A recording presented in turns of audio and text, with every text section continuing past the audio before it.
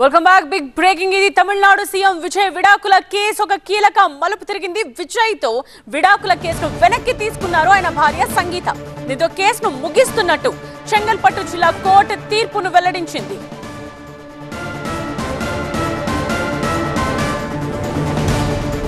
అంతకు ముందు అసెంబ్లీ సమావేశాలు ఉండటంతో మరో తేదీకి కోర్టుకి హాజరవ్వడానికి అనుమతి కోరారు విజయ్ తరపు న్యాయవాది.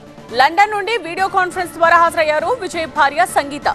సీఎం విజయ్ తరపు అభ్యర్థనని అంగీకరించబోనని విచారణ ఈ రోజే జరగాలని న్యాయమూర్తిని కోరారు సంగీత. ఆమె అభ్యర్థనను కోర్టు అంగీకరించింది. సంగీత అభ్యర్థన మేరకు విడాకుల కేసు విచారణను ముగిస్తున్నట్టు కోర్టు తీర్పును వెల్లడించింది.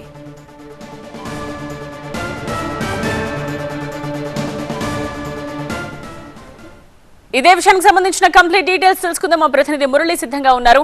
మురళి, ఏం జరిగింది? ఈ ట్విస్ట్ ఏంటి? సడన్ గా కేసుని వెనక్కి తీసుకోవడం వెనుక ఆంతర్యం ఏంటి?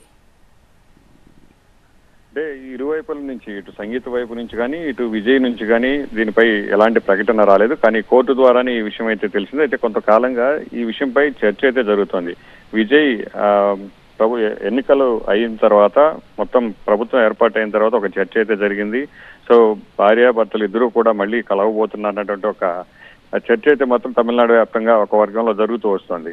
అంటే ఇక్కడ త్రిష పార్టీలో ఇన్వాల్వ్ అవుతూ ఉన్నారు. సో ఇన్వాల్వ్ అయితే పర్లేదు, పూర్తిగా పెత్తనం చలాయించేటువంటి పరిస్థితి రాకూడదు.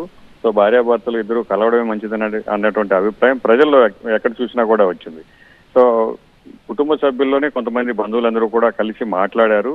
సో మాట్లాడినటువంటి క్రమంలోనే ఇద్దరు కూడా రాజీకి వచ్చారు.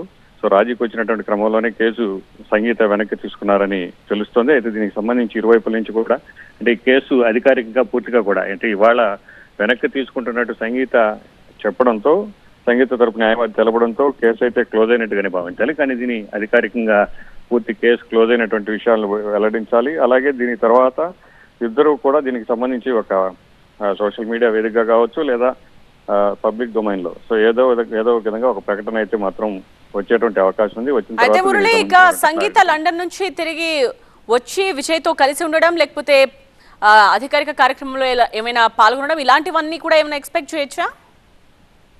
ఖచ్చితంగా. ఒకసారి విడాకులు వెనక్కి తీసుకున్న తర్వాత సంగీత గతంలో కూడా ఇండియాలో కంటే కూడా లండన్ లోనే ఎక్కువగా ఉంటున్నారు. ఎందుకంటే అక్కడ తన తండ్రి వ్యాపారాలను, లండన్ లో ఉన్నటువంటి వ్యాపారాలను అక్కడ తరచూ కూడా వెళ్ళి వస్తూ ఉంటారు. ఇక్కడ కొద్ది రోజులు, అక్కడ కొద్ది రోజులు ఉంటూ వస్తూ ఉంటారు. సో ఇటీవలే లండన్ వెళ్ళారు, మళ్ళీ కూడా ఇక్కడికి తిరిగి వస్తారు.